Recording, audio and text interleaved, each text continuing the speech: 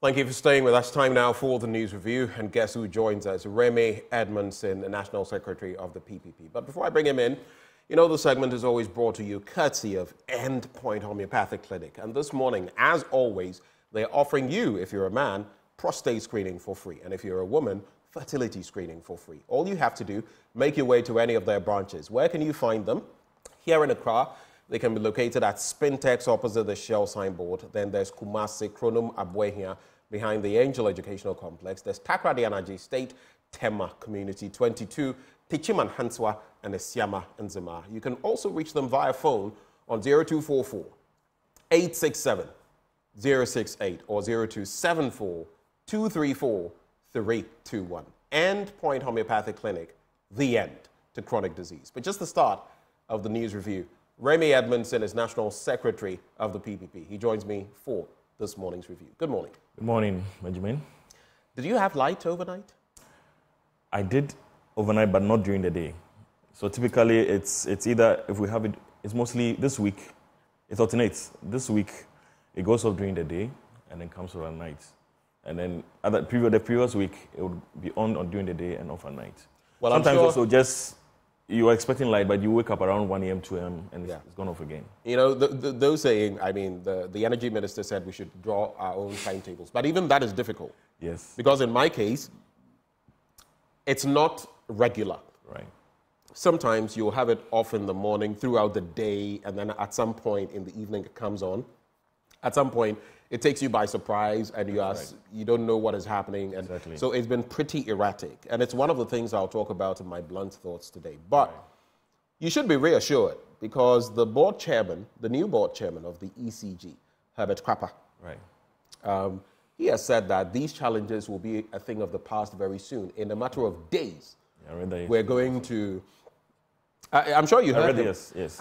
But from where we sit and what we know, they keep saying, oh, it's not a monetary problem. It's not an issue. It is this. Sometimes I listen to my good friend Kojo Poku and I ask myself, what happened? I mean, he's my friend. We're cool and all of that. But his analysis, he says other people's analysis, is voodoo analysis. But sometimes I listen to him and I wonder, look, but you should be reassured by that, right? Not at all, because like you said, it's been more than a month since these issues started, and from outright denial that there were issues until now, when it's very clear that now everyone is complaining. It's not just a few Ghanaians who are experiencing this. So I think we need much more than verbal assurances. We need clear explanation or strategy of what exactly is being done.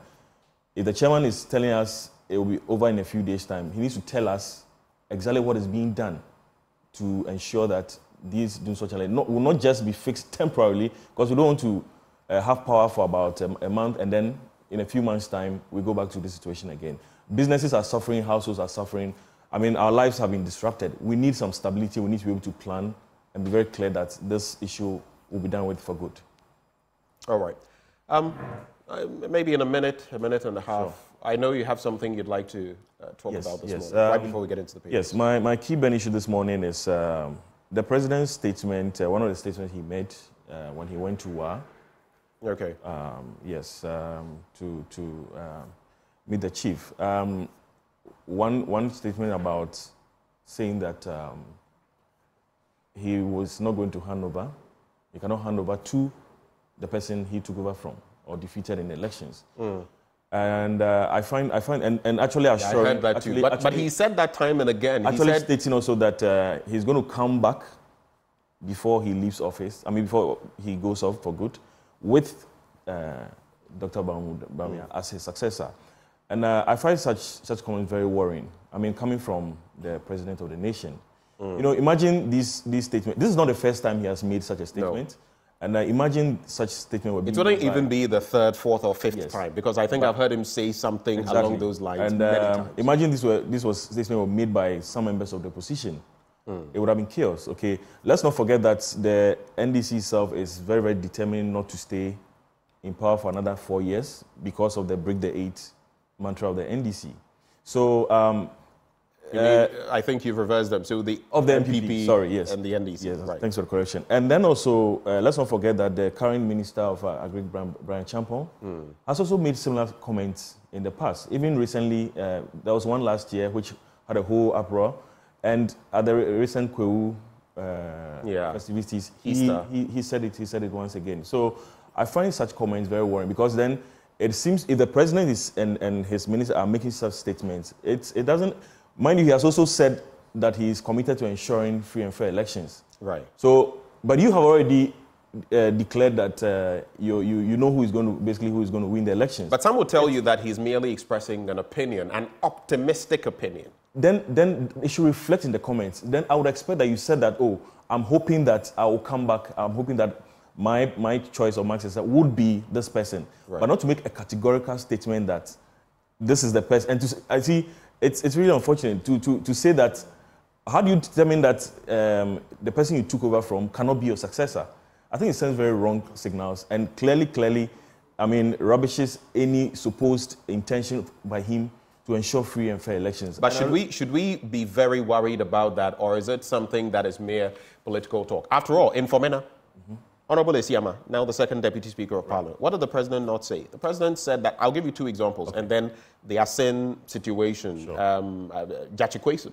Okay. In these two instances, the President went there, and in the Asin situation, he said, and you're practically going to vote for someone who could be a candidate for jail and all of that. Jachikwesu won. Right. All the same. In Fomena, and you can't, if you vote for this person, I can't work with him and all of that. He won, and they eventually ended up working with him. So should we take the President's comments with a pinch of salt, or should we be more worried? We should be worried. You see, he's speaking he's speaking to foot soldiers. Right. And we find that, see, we have, let's not kid ourselves, we have a very charged political environment now. There's so much at stake for this 2024 elections. Yes. So he's speaking to foot soldiers who are listening to his word, and they're going to take it up and act on it. There was a similar comment. I watched a video a couple of days ago by the Minister for, what's his name, Asensu Boachi, where he was campaigning in Ejiso on roads. Yeah. And actually asking that if they don't vote for the MPP candidate, they vote for the independent candidate, will he be able to come to him to ask for roads? And I've talked about that. I found it incredibly disappointing. But this is the mindset. Egregiously, this is the mindset politically our public appointees have. That they forget that they are holding authority on behalf of the Ghanaian public.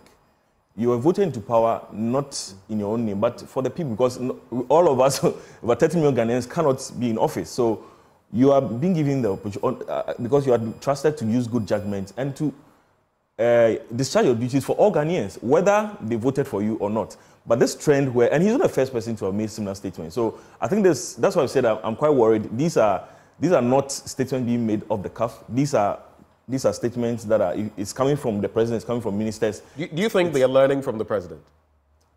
Certainly. I mean, certainly. So it seems to suggest that perhaps, like I said, if the president of the land makes such a statement, he's the commander-in-chief of the Ghana Armed Forces. If he should make such a categorical statement, it suggests perhaps there's some plan in motion to ensure that these words of his come to pass. That's quite worrying. We should be worried. And that is why all of us, I mean, regardless of whom becomes president, we must be very vigilant in election 2024 and ensure that the will of the people is what in the end, no matter what the people decide. I mean, we can be here in this studio and maybe think along a certain direction. But if the majority of Ghanaians don't think along with us, whatever that opinion is, that viewpoint is, it is what must prevail. But we must ensure the sanctity of the ballot and ensure that what emerges, what the Electoral Commissioner declares, actually is the will of the people. Sure. In the end, once that is the will of the people, I mean, ultimately, you decide. Americans voted Trump, did they not? Mm-hmm. They got, the UK voted Boris Johnson and all of that. Now it's Rishi Sunak. Now it's Joe Biden. I mean, you cannot. The only point is, let it be free, fair, transparent. And there's going to be peace. Satisfying. Well, let's get into the papers now. Today, there's a paucity of papers, but I'll start with you, with the Ghanaian Times newspaper. Okay, so I have here on the front page, we'll revamp Prestia Book of Sumines. That's from the Lands Minister. Okay. And then this story that wouldn't go away. Government directs the Ministry of Finance, GRA, to renegotiate revenue assurance contract with SML, and then Tamale communities hit by acute water shortage. And then the IGP urges Ghanaians to exhibit maturity and patriotism ahead of the 2024 polls. These are the news items on the front page. Which ones would you like to get into? The SML, the SML's issue. Let me see whether I can get some. I've seen some reactions. Okay. I believe it was it Bright Simmons? I'll look for the post and then you can go ahead. But okay. For me, I have shared my thoughts on this. After the story, maybe I'll reiterate. Right. Yeah. Yes. But in this particular instance, it's SML that is responding to the report from KPMG. Yes, and I read about that yesterday, where they are disputing. KPMG is saying that they've received about the quota figure of 1 billion 61 million and 54,778 cedis as compensation so far since the contract was put in place. But this is something they are contesting, and the reasons for me are just clear. Just one: let us have the report. I think we spoke about this the last time I was here. I mean, the president has earlier on committed to ensuring that we get to the root, to the bottom of this. But after his response, they still only took portions of the report. So we need to, as independent observers, as Ghanaians, as citizens, and not as spectators, we want to see the full report, and that's what we are calling the president to do. Because then, if we see the full report, then we can also know for a fact whether and examine, scrutinize whether the figures the figures and the report KPMG has put out is consistent with the facts. SML also will not be, if indeed it turns out that they are right or they are wrong, we'll know from the report. But we are all blind now. We haven't seen the report. And again, but why do you think we're not getting to see the report rather than have the Jubilee House, issue a white paper, 5-page white paper, right, when we know that you can even tell from some of the instances. In fact, yesterday, Ben Boache of ASEP suggested that he had sources who were telling him, and I repeat, I'm not stating this as a matter of fact, I am saying that Ben Boache, executive director of ASEP, suggested, so get my wording clear, I don't want anyone to misquote me, suggested that from his sources within the system, within the executive, let me leave it there, the report was rather damning and even suggested that the deal be truncated. But the president says it should go on with some aspects being renegotiated per Benjamin Boache. The question then is, what is in the report for which reason government does not want to release it? Because in these reports, it's like the 2010 Constitutional Review Commission. When you read the fine print, then you understand better what the thinking of the commission was. So why would you, one, expend taxpayers' money to get a top 4 auditing firm to do work like this? It didn't cost chicken change. Right. It cost an arm and a leg as far as the taxpayer is concerned. Now the report is done and you issue a white paper. We must get to the point where government in, government out. We stop this, nonsense of white papers and put reports out. Sure. For scrutiny. Yes, you see, prior to appointing KPMG, I mean, there were a lot of protestations that we had, and some entities established, existing entities that could have taken this matter up. Yes, so at least save us that funds. But it is appearing to suggest that, yes, I mean, going to KPMG, yes, they have international repute, and it suggests that anything they put out there is quite authentic. But here's a case where you are only relying on certain portions of their report, basically to move forward from there. Now, the fact that the president is suggesting that some aspects of the contract should be renegotiated indicates that clearly certain due diligence and then the value for money audits perhaps were not undertaken prior to appointing this company and giving out a contract. For example, he's asking that the situation where they should be given a fixed fee rather than, since this was one of the areas highlighted by the KPMG report, to ensure that the country doesn't unduly pay out more money than it should pay. But this is something that clearly was allowed to take effect in the existing contract. So we welcome the fact that, yes, he's asked for the contract to be put on hold while we scrutinize it, but until any further steps are taken, there should be transparency and openness, and again, put out the report, and if the president is really serious about fighting corruption and rooting it out, then let's have the full report so that the public can examine it. You, the media, can also do your work. We, in the political parties, media, civil societies. What this does is we can't get such information. Right. It's very unfortunate. So the pipeline has been truncated. Exactly. And all you're told to scrutinize the real facts, and even ascertain whether what the presidency is putting out are really the facts of the situation. Exactly the case. And if anything from the grapevine is to go by, it would raise a lot of questions about lastly, whether that is the truth. Yes, and Benjamin, this is not the first time we have these kind of contracts come up. If you, from what I read, the nature in which this contract was given, apparently, I'm told initially PPA did not give this. Yeah, 3 times, on 3 occasions. So they had to go through, was it West Blue? Yeah. Which had an existing contract. So subsume the contract under West Blue. And then after West Blue lost their contract down, push them in. So clearly it tells you there's something amiss. And we see some of these contracts that go on where entities get so much money for ostensibly no work done, and the taxpayers lose out for it, and the nation as well. And there's nothing about, again, the last thing is, I was expecting the white people to say if indeed there were any instances of monies obtained unduly, there should be a refund. But I didn't see that also mentioned in the white paper. You know, interestingly, what I will wrap with, I have found the tweet from Bright Simmons, and then I'll add something else that the Fourth Estate posted. Today is the 26th, so just yesterday. Bright Simmons says, no one should be confused. The whole SML thing boils down to, 1, what did they do for Ghana's benefit that got them paid 1 billion Ghana cedis? Think about it. Yeah. 2, what are they going to do for Ghana for which they would be paid an extra $1 billion, not cedis, dollars over 10 years? 1 billion Ghana cedis already gone, paid to SML for whatever work they may have done. Whatever work.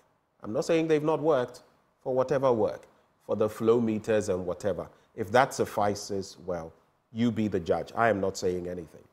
And then, over 10 years, $1 billion. That's an average of $100 million per year.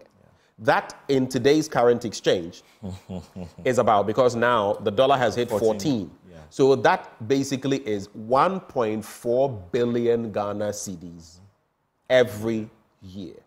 Do you know what that means by way of roads, by way of hospital, logistics, by way of other infrastructure, by way of our power generation and Doomso? Right now, I hear it's not even Doomso. In the Ashanti region, people came to me recently and they were like, oh, they say, Doomso, a pressor. Because even when there is light, it is it's a pressor. That's another situation. We're not getting, when there's power, the voltage that we are having is not, it's not as strong as it should be. That's also another issue I've noticed. Some people are also complaining about. And just to wrap on this matter, the Fourth Estate posted just yesterday, of course, that Accra High Court throwing out SML and its case against the Fourth Estate, in which it claimed the news portal had published, quote, defamatory and reckless reports about its contracts with the Ghana Revenue Authority. And the court, presided over by Justice John Eugene Nyante Nyadu, also awarded cost of 1,000 Ghana cedis for SML's failure to do due diligence on the legal status of the Fourth Estate before going to court, and citing the investigative journalism project as a first defendant in the case. So that is it in there. Okay, let's get to other stories that you have. So on page 2. So page 2 is there.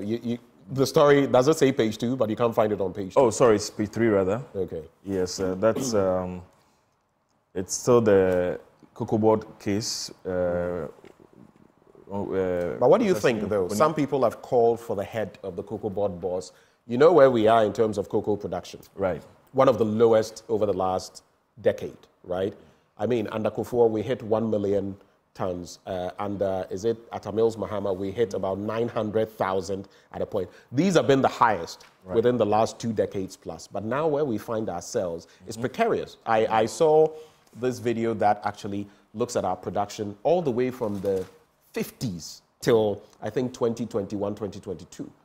And you look at our trajectory, and honestly, we've not done well in terms of making ourselves that grand, producer of cocoa. And now Galamsey has come to muddy the waters, literally. Very significantly. Everything in there. So, I mean, that in itself... I mean, the smuggling has also, of the cocoa has also gone up so much. Now the complaint is that, look at cocoa prices on the international market. Government has done something.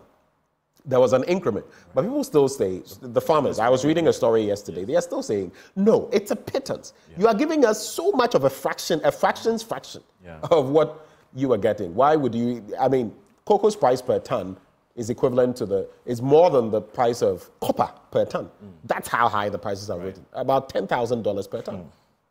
So you see, let's look at this issue. Again, it will not really be about this government only, but successive governments prior. We have always, it still beats my mind why we always go out there to borrow money to fund our cocoa purchases. Ever since we lost, I don't think Ivory Coast overtook us as the largest producer of cocoa in the world. It just didn't happen overnight. I'm pretty certain that they took deliberate steps, implemented strategies to make this happen. And even before that, Brazil, at a point, had been the world leader. Right. Ivory Coast strategized, Côte d'Ivoire, and they became number one. And since then, rarely have they not been number one. Exactly. But we have... Yes. And I mean, so if you look at the cocoa value chain, this is one of the things that's sad. Anytime we talk about cocoa, honestly, I don't like discussing cocoa because we produce the cocoa, and yet there are other countries in the West that benefit, economies that are benefiting, because we have not developed our value chain system.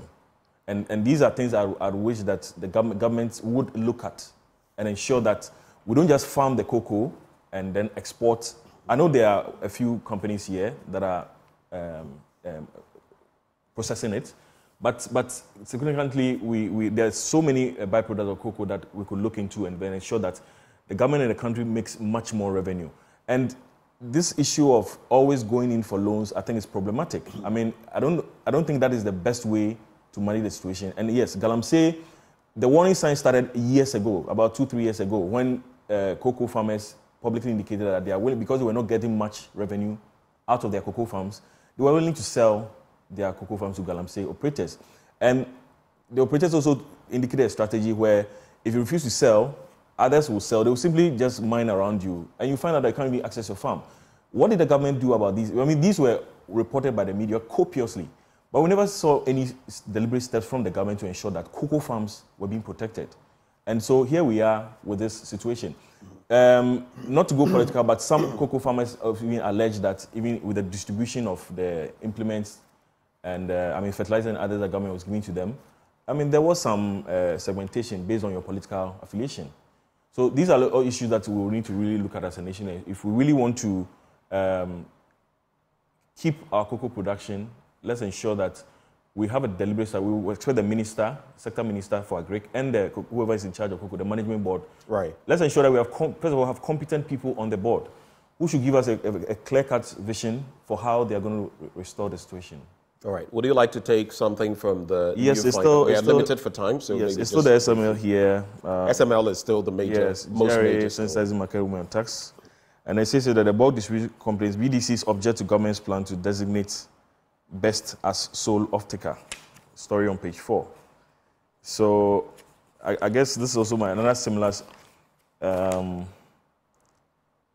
yes, the government wants to give the bulk energy storage and transport company as a sole off-taker for Central Oil Refinery Limited's production under the Gold for Oil program. So once again, something like this, I mean, stifles competition. So the question again is, what processes led to the government wanting to appoint this particular company? Why not open it up and let it be competitive? In that case, we'll be assured that there'll be value for money, and the consumers will benefit for it. Yeah. Let's. I'll just take a quick look at the Daily Guide and the Accra Times. Daily Guide, Otumfuo clocks 25 years. KPMG report clears us. That's according to SML. You read between the lines. You don't even have the report, so it's going to be tricky. Nana Jabs Mahama, I beat you twice. That was the... well, I think he would also have experience, wouldn't he? Atamils peppered him twice as well.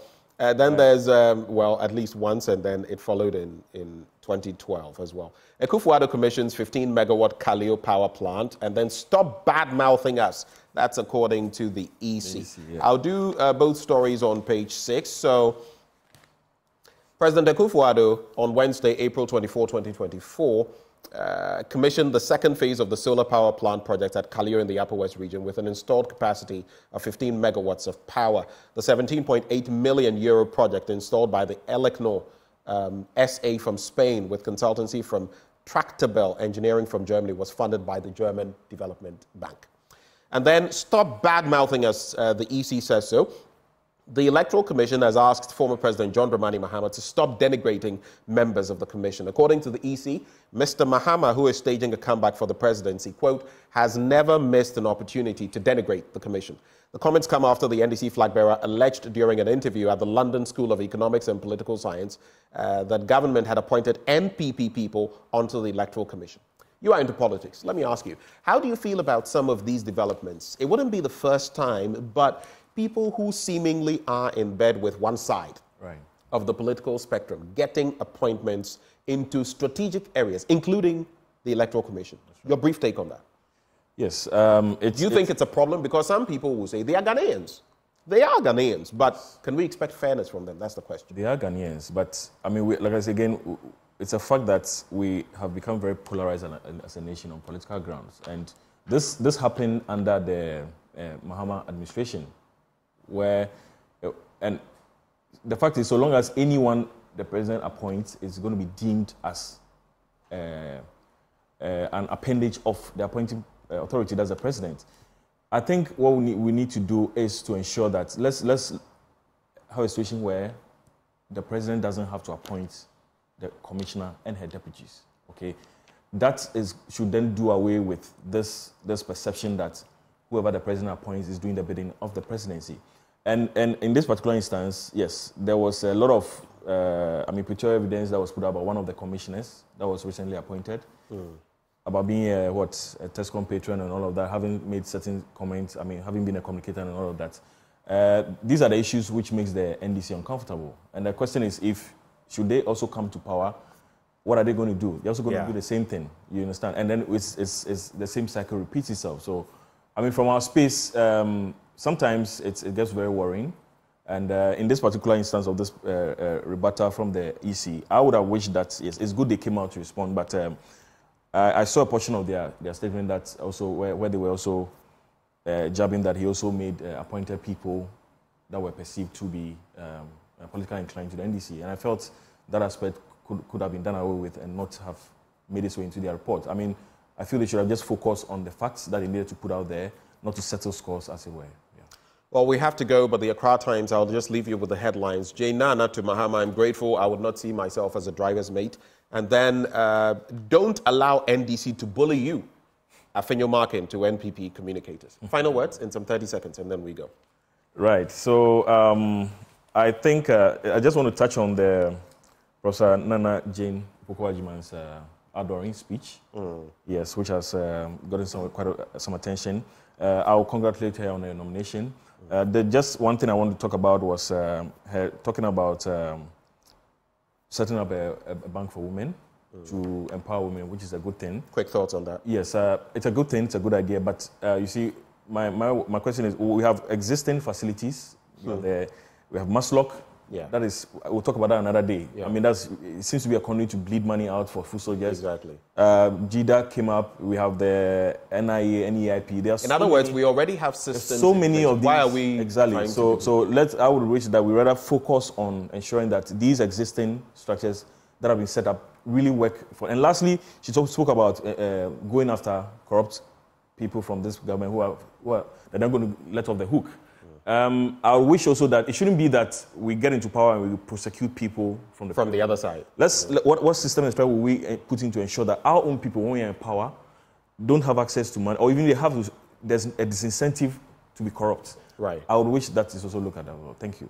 Thank you very much, and I agree with you on both points. Actually, the bit about a bank, we have systems. Make the existing systems work, and corruption must always be a double-edged sword. Especially when you're in power, that would be the best vote of confidence from the people when we see that you're actually going after people when you're in power. Remy Edmundson is National Secretary of the PPP. He joined me for a conversation. After sports, you want to stay with me for my blunt thoughts, and I've titled it "Dodgy Power, Shady Deals, and Weak Institutions, Ghana's Pitiful Lot." But before we veer into sports, Endpoint Homeopathic Clinic helping us bring you this segment. They're offering you free prostate screening if you're a man, free fertility screening if you're a woman. Reach out to them.